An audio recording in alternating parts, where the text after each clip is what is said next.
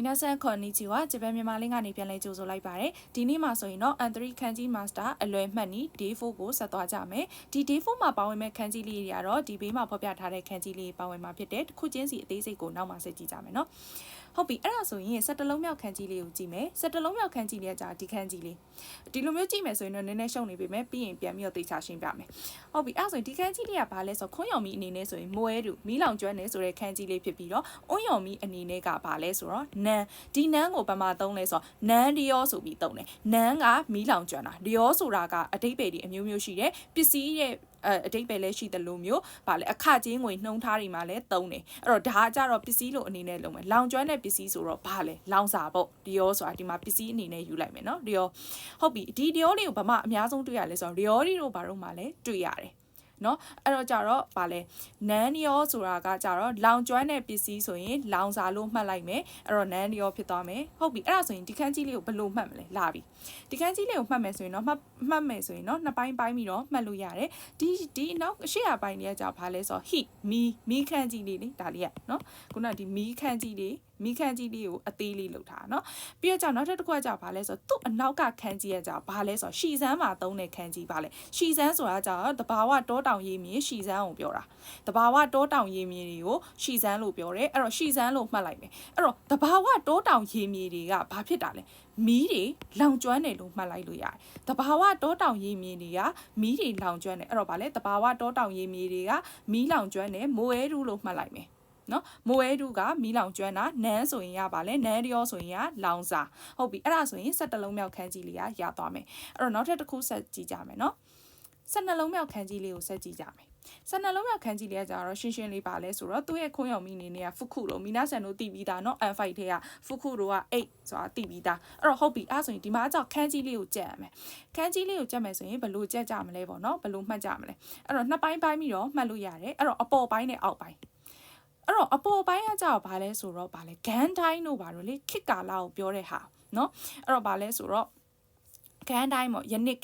စ်ခစ်လို့မှတ်လိုက်မယ်ဒါလေးကိုဒိုင်းနော်ဒိုင်ဆိုယနေ့ခေတ်လို့မှတ်လိုက်ပြီးတော့ဒီဟာကကြတော့ဘာလဲဆိုတော့ယူဂတာမှာသုံးတဲ့ခန်းကြီးလေးယူဂတာမှာသုံးတဲ့ခန်းကြီးလေးအဝတ်အစားနဲ့ဆိုင်တဲ့နေရာတွေမှာသုံးတဲ့ခန်းကြီးလေးအဲ့တော့ဘာလဲဆိုတော့ယူဂတာဆိုပြီးတော့သုံးတယ်အဲ့တော့ယနေ့ခေတ်မှာယူဂတာတွေဆိုတာယူဂတာကြတော့ဘာလဲဆိုတော့ကီမိုနိုနဲ့မတူသူကကြတော့ဘာလဲဆိုတော့နွေရာသီမှာအဝတ်များတယ်ပြီးတော့ကြတော့ရေချိုးတဲ့နေရာမှာဝတ်ရိုးရသူတို့ရဲ့ရိုးရအရာရေချိုးတဲ့ဟာနေရာတွေမှာရပြီးတော့နောက်တစ်ခုကကြဘာလဲနွေရာသီမှာဝတ်တဲ့ကီမိုနိုနဲ့ပုံစံတူတဲ့ဟာလေးပေါ့နော်ယူဂတာအဲ့တော့ကြတော့ဒီယူဂတာလေးကအဲ့တော့ယနေ့ခေတ်ယူဂတာတွေမှာဘာဖြစ်တာလဲဆိုတော့ဖုခုတို့ဆိုအိတ်လေးတွေပါလာတယ်လို့မှတ်လိုက်မယ်ယနေ့ခေတ်အခုခေတ်ပေါ့နော်အခုခေတ်ရဲ့ယူဂတာတွေမှာဖုခုတို့ဆိုတဲ့အိတ်လေးတွေပါလာတယ်လို့မှတ်လိုက်မယ်အဲ့တော့ဘာလဲဆိုတော့ဂန်တိုင်းဆိုတာယနေ့ခေတ်မှာယူဂတာလေးတွေကဗာလဲဖုခုလိုဆိုတဲ့အိတ်လေးတွေပါလာတယ်ဆိုပြီးမှတ်မယ်အဲ့တော့ဗာလဲ12လုံးမြောက်ခန်းကြီးတွေကဖုခုလိုဆိုတဲ့ခန်းကြီးလေးဖြစ်မယ်နောက်တစ်ခုကိုအဲ့ဒါဆိုရင်ဆက်ကြည့်ကြမယ်နော်အဲ့တော့နောက်တစ်ခုကကြတော့ဗာလဲဆိုတော့ဒီခန်းကြီးလေးရဲ့သူ့ရဲ့အွန်းရော်မီအနေနဲ့ကဗာလဲဆိုတော့ယောအဲ့တော့မီနာဆန်တို့တည်ပြီးသားနီချီယောဘီဒိုယောဘီနန်ယောဘီဒစ်ကအဲ့လိုမျိုးတွေမှာတုံးတာဒီမှာဆိုရင်နော်နန်ယောဘီဘယ်နေ့လဲကအမေးဟာเนาะအဲ့တော့ကြတော့ဘယ်နေ့လဲဆိုတဲ့ဟာကကြတော့နန်ယောဘီအဲ့လိုမျိုးတွေမှာသုံးတယ်နီချီယောဘီအဲ့ယောတွေမှာအကုန်သုံးတယ်ဒီခန်းကြီးလေးကဟုတ်ပြီအဲ့ဆိုရင်ဒီခန်းကြီးလေးကိုဘယ်လိုမှတ်ကြမလဲဒီခန်းကြီးလေးကိုမှတ်မယ်ဆိုရင်တော့လွယ်လွယ်လေးနံပါတ်6မှာတော့ကတရှိတို့ဘာကြက်ခဲ့ကြလဲဆိုတော့စန်တက်ခုရဲ့တက်ခုလေးကိုကြက်ခဲ့ကြတယ်ဟုတ်ပြီအဝစ်လျှော်ရင်အဲ့နှစ်ခုမှာဘာကွာလဲကြည့်လိုက်တော့ရေနဲ့ဟွာနဲ့ဟိဆိုတဲ့နေ့ရက်နဲ့နော်ဒါလေးကဟိဆိုတဲ့နေ့ရက်ရဲ့ဒါလေးကရေလေးရဲ့ဟုတ်ပြီဒါကစန်တာခုမှာသုံးတာအဝစ်လျှော်ရင်ဘာနဲ့လျှော်လဲရေနဲ့လျှော်တယ်အဝစ်လျှော်ရင်ရေနဲ့လျှော်ပြီးတော့အခုက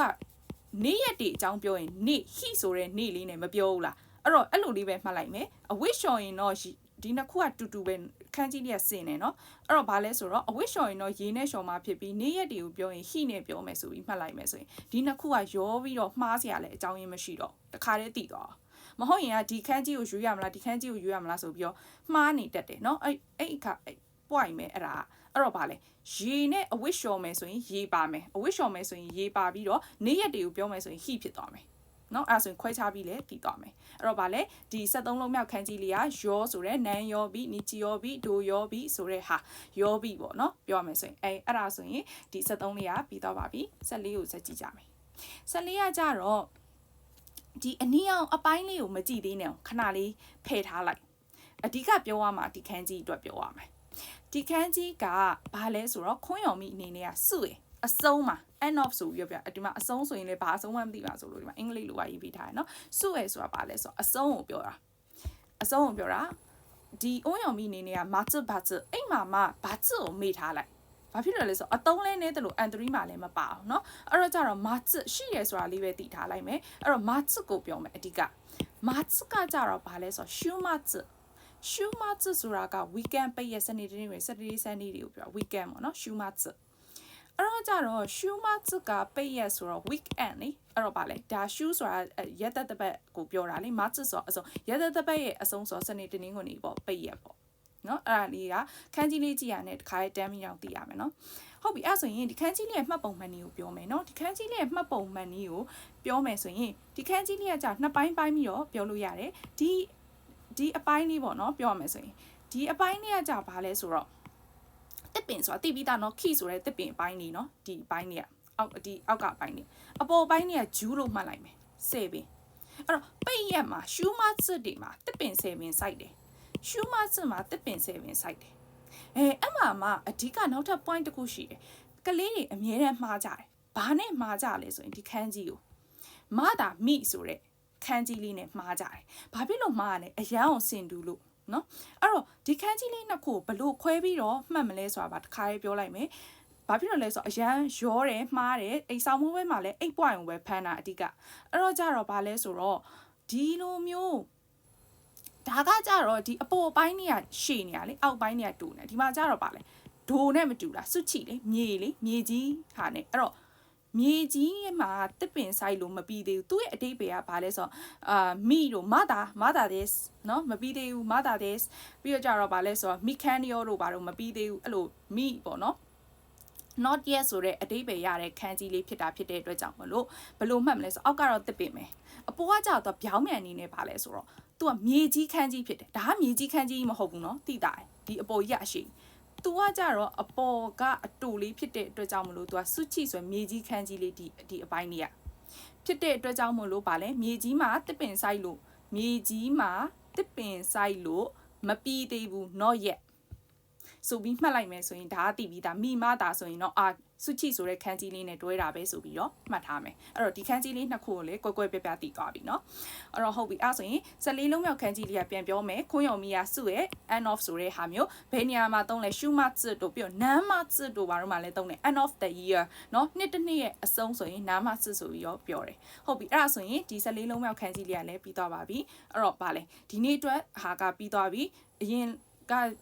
ဗာလေ10လုံးပေးခဲ့ရလဲပြန်ပြီးတော့နှွေးမယ်ဒီနေ့စာကိုလည်းပြန်ကြက်မယ်เนาะありがとうございますまたねバイバイ